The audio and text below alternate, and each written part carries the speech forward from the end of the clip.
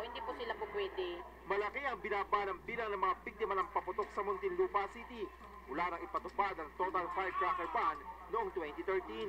Noong salubungin ng 2014, 6 lang naitalang nasugatan sa Muntinlupa kumpara noong 2013 kung saan 18 ang naitalang sugatan at isa naman ang patay dahil sa paputok. Dennis Datu, ABS-CBN News. Piccolo ang pangunahing dahilan ng disgrasya sa paputok ayon sa Department of Health. Kaya muling paalala ng DOH, iwasan ang paputok. May payo rin ng mga doktor para sa mga masusugatan dahil sa paputok. Nagpapatrol si Ninia Gorkuz. 4 na araw na sa ospital ang 5 taong gulang na batang taga San Mateo Rizal na nakalunok ng pulbura ng lusis. Napagkamalan daw niya kasi itong milk stick candy. Pinakita sa akin yung lusis. Kinain yung dinanan nga daw. Mabuti naman ang kalagayan ng bata, pero ayon sa mga eksperto, mas mabuting maobserbahan siya. Minsan kasi, di agad nagpapakita ang komplikasyon sa pagkalason. May epekto ito sa atay, may epekto ito sa kidney, at may epekto ito sa baga. Worst case scenario ay pwedeng ikamatay ito. Paalala ng mga doktor, kapag nakalunok ng watusi o pulbura ng paputok, huwag pasusukahin ang bata at huwag rin painumin ng tubig. Bigyan na lang ng puti ng itlog, 6 hanggang 8 sa bata at 8 hanggang 12 sa matanda at dalhin agad sa ospital. Nagbabind doon sa mga lason para hindi ito ma-absorb ng katawan. Kapag napaso naman, hugasan ng tubig at sabon. Pwede ring buhusan ng malamig na tubig. Kadalasang second-degree burn ang epekto ng paputok at dapat dalhin sa ospital. Walang mabuting idudulot ang toothpaste o langis at baka magdulot pa ito ng impeksyon. Kapag nasugatan naman, hugasan din ng sabon at tubig. Pero kapag malalim ang sugat at malakas ang pagdugo, balutin ito ng malinis na tela at dalhin sa ospital. Kapag naputulan, malaki ang tsansang di na ito maibabalik dahil iba ang epekto ng blast injury. Kalimitan, mahirap iduktong at kapag iduduktong namin yan, yung failure rate ng pagduktong ay mataas. Handa na ang mga instrumento ng mga doktor sa mga mapuputukan. Umabot na sa 140 ang mga biktima ng paputok simula December 1 ayon sa DOH. Pangunahing sanhi ang ipinagbabawal na Piccolo. Marami sa mga biktima ay mga batang may edad 10 pababa. Kaya payo ng DOH, bantayang mabuti ang inyong mga anak at maging ehemplo para sa kanila. Ninia Corpus, ABS-CBN News.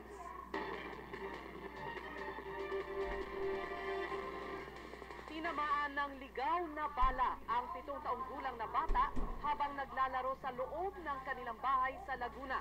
Arestado naman ang isang jail guard na sinasabing nagpaputok ng baril. Nagpapatrol, Jerome Lantin. Kalalabas lang sa ospital ng 7 taong gulang na si Gab na makausap ng news team sa kanilang bahay sa Lumban, Laguna kaninang umaga. Kahapon, naglalaro siya kasama ang kanyang kapatid at inang si Cecil nang bigla siyang tamaan ng bala sa likuran ng ulo. Napansin ko na lang yung bang ganyan. Tapos may nakita ko mayroong nang gumanyang. May pumutok na. Makalipas lang ang ilang oras, naaresto rin agad si Mario Cortez, jail guard sa Laguna Provincial Jail at itinuturong nagpaputok ng baril na ikinasugat ni Gab. Maraming beses na palang inireklamo si Cortez dahil sa gawain nitong pagpapaputok ng baril tuwing nakakainom. Minsan na rin siyang nakulong sa kasong indiscriminate firing pero nakapagpiyansa. Nitong nakaraang taon lang, bahay naman ni Mayet ang tinamaan ni Cortez. Marami po nagreklamo, hindi lang po kami. Wala po lang na maglakas loob, na magsalita. Eh paano po kung halimbawa po, buhay na ng apo ko, ng anak ko. Hindi na na-recover ang baril ng sospek pero nagpositibo naman siya sa paraffin test. Itinanggi naman ng sospek ang paratang. Ewan ko po, hindi ko alam. Wala ko pong alam. Nagpaalala naman ang mga pulis na huwag magpaputok ng baril, lalo na sa nalalapit na pagsalubong sa bagong taon. Naharap sa kasong reckless imprudence resulting in physical injuries ang sospek. Samantala, kahit sa ulo ang tama ni Gab, swerte pa rin siya dahil hindi tuluyang pumasok sa kanyang bungo ang bala. Jerome Lantin, ABS-CBN News. Patay ang 58 anyos na Pinoy clerk sa Las Vegas, Nevada matapos looban ang pinagtatrabahuhan niyang butika. Mula Las Vegas, Nevada, nagpapatrol, Bev Lyon. Lorente. Napuno ng mga bulaklak at mensahe ang Walgreens store sa Northwest Las Vegas kung saan napatay ang Pinoy clerk na si Antonino Isnit noong 26 ng Disyembre. Pasko pa nang huling makita at makasama ng pamilya Isnit si Antonino. At hanggang ngayon, di pa rin alam ng 91 anyos na ina ang sinapit ng anak. Nabigla kami jumping up in the bed when we saw the news, and somebody called us because we don't have any idea. Tapos nang sabing ganon, tanong nila ako kung if Tony is working that day.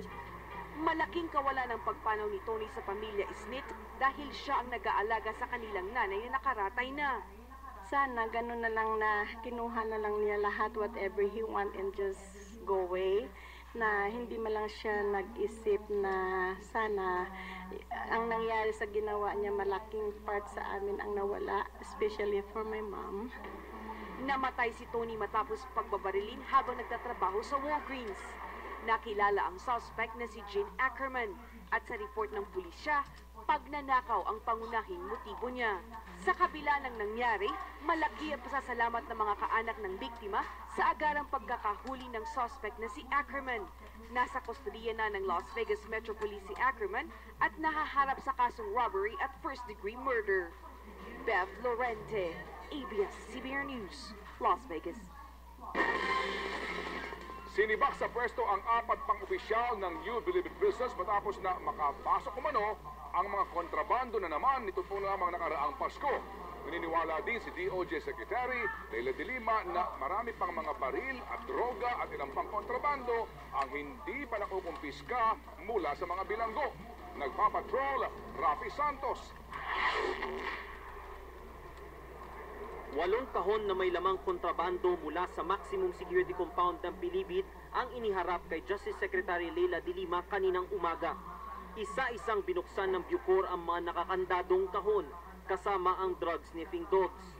At kahit ilang beses nang sinuyod ang maximum nitong mga nakaraang linggo, tumambad pa din ang mga matataas na kalibre ng baril, daan-daang patalin at mga gadget tulad ng cellphone at signal boosters.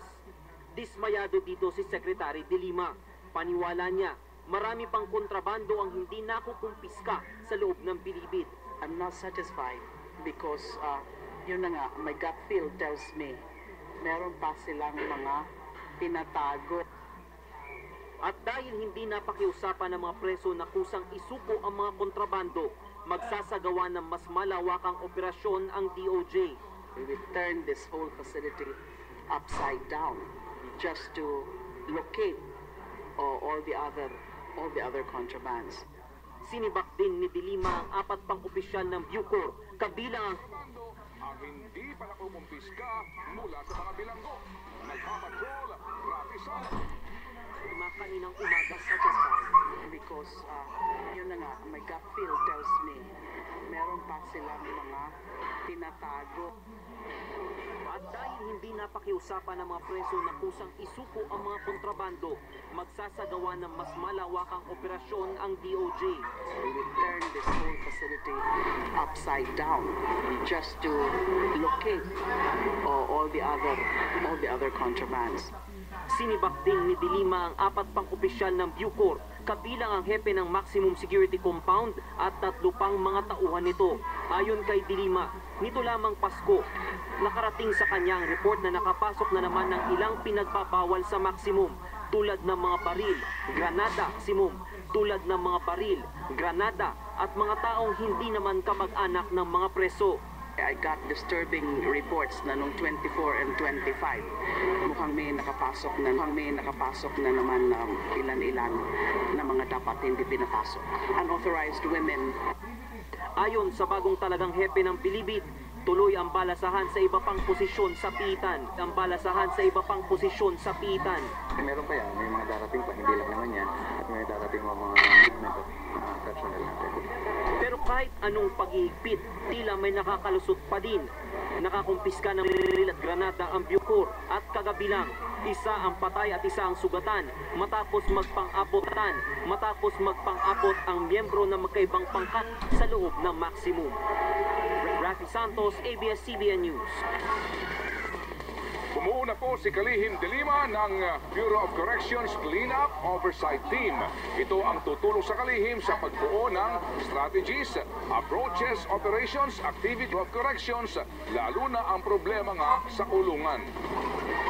Habang magandang balita po naman sa mga pasahero ng MRT at LRT1 at LRT2, merong libreng sakay po bukas, Desyembre 30, mula alas 7 hanggang alas 9 ng umaga at alas 5 po ng hapon hanggang alas 7 ng gabi.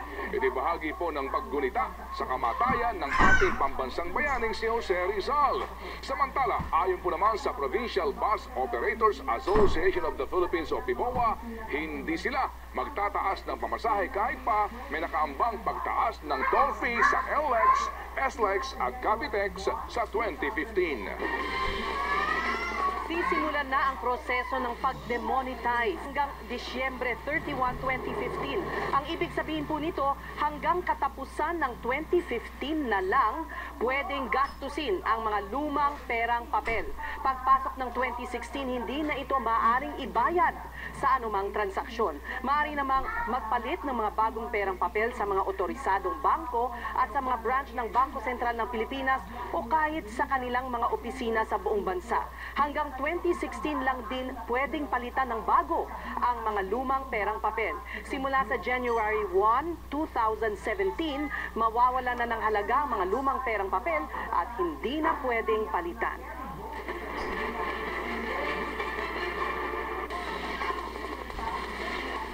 Nakahandang tumulong ang Armed Forces of the Philippines o AFP sa paghahanap sa nawawalang eroplano ng Air Asia Indonesia. Ayon sa AFP, pwedeng gamitin sa paghahanap ang mga C-130 plane. Nawala kahapon ang eroplano ng Air Asia habang nasa biyahe mula Indonesia patungong Singapore. May sakay itong 162 katao, kabilang ang 17 bata at 7 crew. Samantala, isa naman ang patay at 2 sugatan sa nagliyab na ferry boat sa Adriatic Sea sa Greece. Hanggang sa ngayon ay nagpapatuloy pa ang rescue operation at crew ng barko. Mahigit 300 na sa mga pasahero ang nailigtas.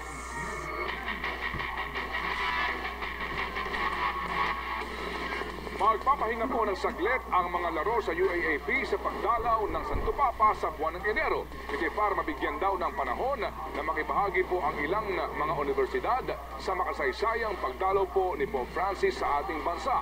Ayon sa UAAP, magkakaroon ng break muna ang mga laro ng juniors basketball at women's at men's volleyball mula Enero 15 hanggang 19. Ang University of Santo Tomas na isang member na school ng UAAP ay isa sa mga lugar na mayroong major event, ang Santo Papa. Isang taon matapos na maaksidente sa karera po ng President's Cup, nagbalik na sa kompetisyon ang kabayong si Hagdang Bato. Pero hindi tulad noong nakaraang taon, wala na pong nakapigil sa kanya para magkampiyon. Nagpapatrol, DJ Manotok. Ito ang video ng 41st PCSO President's Gold Cup sa San Lazaro Park noong December 2013. Isa sa mga paboritong manalo noon ay ang multi-titled na kabayo na si Hagdang Bato na nasa lane number 4. Pero matapos bumukas sa mga gate sa simula ng karera, biglang sumara ulit ang gate ni Hagdang Bato. Sapol ang kabayo sa muka. Bagsak ito pero nakabawi pa at bumangon. Pero hindi na siya nakahabol sa mga lider at nagtapos sa 5th place. Noong makausap ng ABS-CBN News ang hinete noong 2013, pasalamat na lang siya na hindi siya tuluyang nahulog. Pero kakaiba daw yung pangyayari. Inireklamo ng may-ari ng kabayo na si Mandaluyong Mayor Benner Abalos sa Philippine Racing Commission ang insidente. Pero lumabas sa investigasyon ng PhilRacom na aksidente lang ang nangyari. Racing! Nitong December 21, lumaban ulit si Hagdang Bato sa 42nd PCSO Presidential Gold Cup. Tila kinalimutan na ng kabayo at ang hinete ang insidente noong isang taon. Panalo siya sa karera. Nagwagi siya ng 5 milyong piso at naging isa lang sa 5 two-time winner ng Presidential Gold Cup mula pa noong 1973. Laking tuwa naman ng may-ari at handlers ni Hagdang Bato dahil nakabawi ito sa nangyaring aksidente. TJ Manotok, ABS-CBN News. Hagdang Bato winning the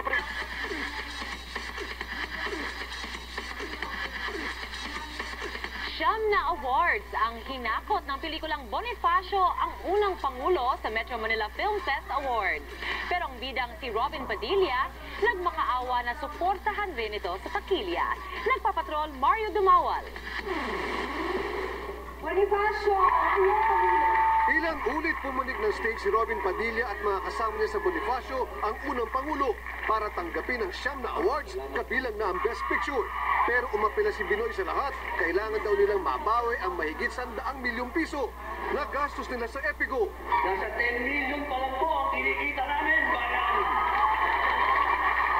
Pagkatapos po ng awards night na ito, hayaan niyo naman po kaming makabawi ng konti.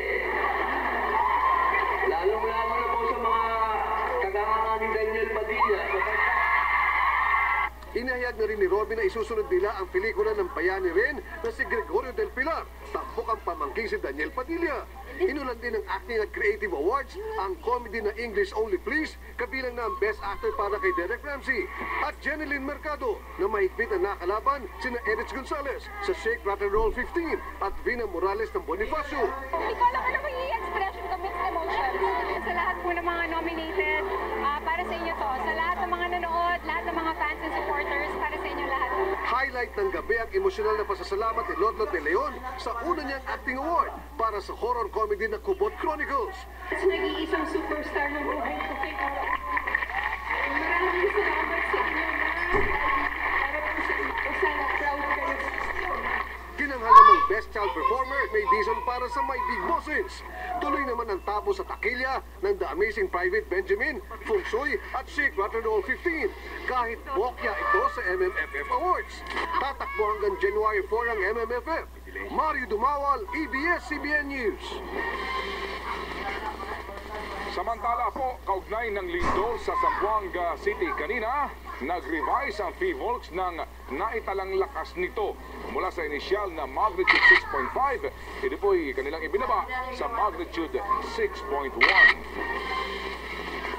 Nagdaan na ang Pasko pero puno pa rin ng mga mamimili ang Divisoria para naman sa Medianoche. At live doon, nagpapatrol si Doris Bigornia. Doris, ano ba mabilihin dito sa Divisoria? Pero ang sabi nga nila, bagong taon ay magbagong buhay. At sabay ng pagbabagong buhay na yan ay bagong sapatos, bagong damit, lahat bago para salubungin ang pagdating ng 2015. Salubungin ang pagdating ng 2015. Mula umaga, ganito nakakapal ang tao sa Divisoria. Halos wala na padaanan ang mga mamimili. Nagkalat kasi sa bawat eskinita ang mga nilalapong paninda. Kahit marami ang nahihirapan, wala naman silang reklamo. Dahil dito sa TV, ay last target tayo! Last target! Last target! Damit pang bata ang mabili, lalo na yung may polka dots. Para buenas daw po pagpasok ng bagong taon. Siyempre kailangan po ay nakaugalian na po kasi. Para po sa bata, para rin po makasanayan nila na maging maayos ba, yung laging bago rin po sa kanila. Basta nakita na ang paskel na 50 pesos lang, paskel na 50 pesos lang, asahan na ang pagdumog ng mga mamimili.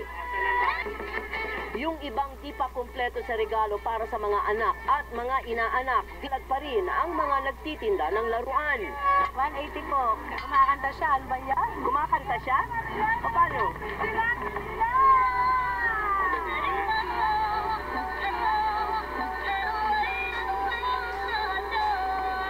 Pero parang boses mo yun, ate. Isa pang kinukuyog ay ang tsinelas. 60 pesos nan ay kung maaabutan mo si aling tindera. Kung gano'n nag-grumble ang mga paninda dito sa Divisoria, ganun din nagkasala sa labat ang traffic. Traffic ng tao na sinabayan pa ng pagpasok ng lahat ng uri ng sasakyan. Ang resulta, para ka lang nasa EDSA. Sa ating mga kababayan na dumadako doon, so medyo masikip pa rin ang trapiko doon sa area. At sa ibang lugar naman po, masikip pa rin ang trapiko doon sa area. At sa ibang lugar naman po, awaw ng Diyos, maluwag na po ang lungsod. At dahil sa inaasahang mas lalo pang dadami ang mamimili bago magbisperas ng bagong taon, di maiiwasang dumami rin ang mga mandurukot. Meron tayong mga civilian enforcer, civilian policemen na nakikihalubilo sa tao. Meron tayong mga parang Segway, yung motorized vehicle.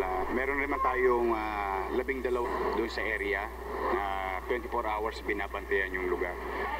Masikip man at may tsansang madukutan dahil sa dami ng tao, divi pa rin ang takbuhan ng maraming mamimili.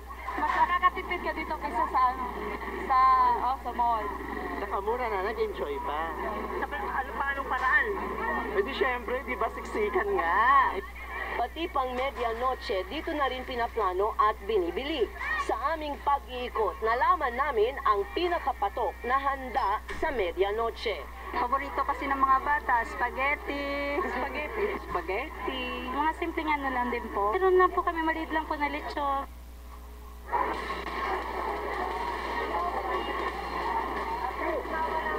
Inaasahang mahigit 100,000 mamimili ang dadagsa dito sa Divisoria, kaya paulit-ulit na paalala ng ating mga otoridad, mag-ingat ang mga mamimili. Iwasang maging biktima ng mga mandurukot, snatcher, salisi at iba pang mga masasamang loob. Huwag bag at kip-kiping mabuti ang inyong mga bag.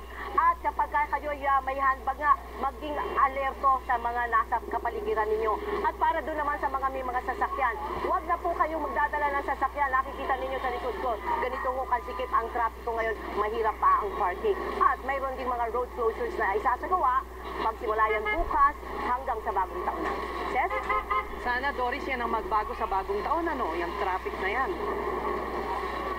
Asa tayo, Ses, at manalangin tayo sa poong may kapal na yung trapiko na yan ay masolusyonan sa 2050. Ses.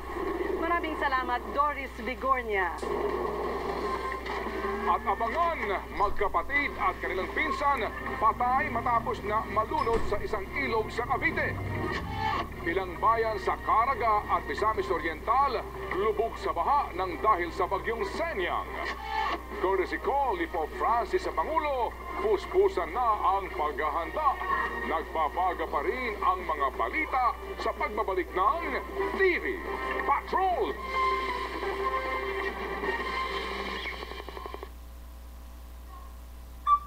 Hikay na kasambahay na may nais patunayan. Napakalaki bahagi po kaming mga kasambahay kasi po lahat ng po ng mga tao is kailangan po na may kaagapay sa buhay. I can say that I'm proud to be kasambahay.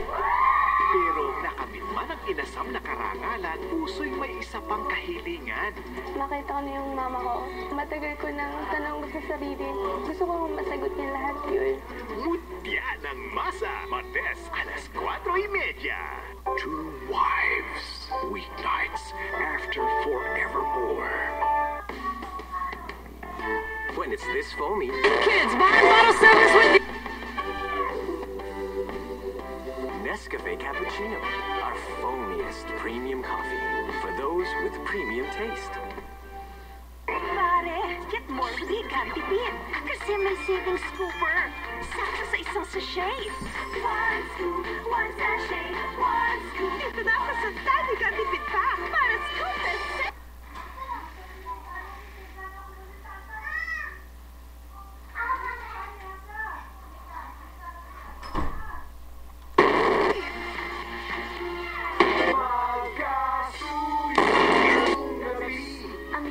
Tulog na. Stress at work eh. Stress shows. Take Stress Tabs, the multivitamin that helps fight the effects of stress.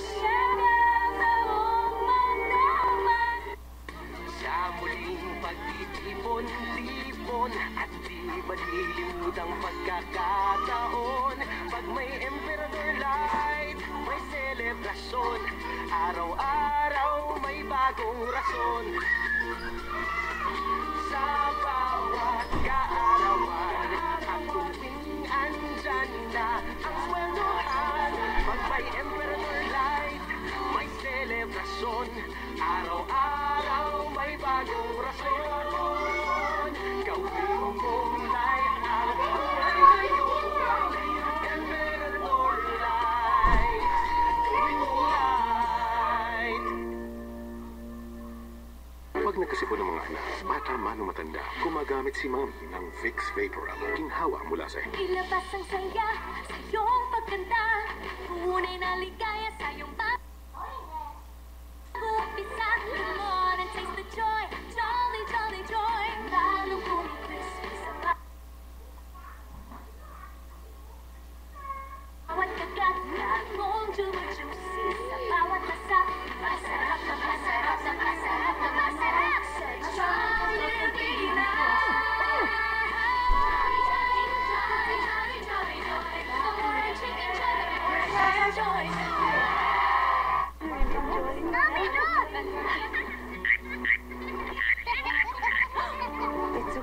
bata eh. Kaya ako kampante lagi. Protektado si Miguel.